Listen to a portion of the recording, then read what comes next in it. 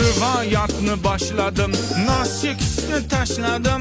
Bahorda ochlar o't, qo'shiqni o'tkazgan tut. 8-mart edi onajonlar bayrami.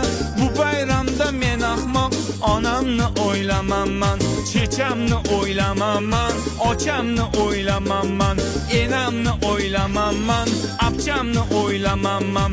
Munday o'ylab qarasam hech kimni o'ylamaman. Kompot bo'lib men ahmoq bir qizni o'ylab faqat. Qizni labi botekis, figurasi notekis. Nima deydi bu ahmoq, yeymizmi deydi kekis.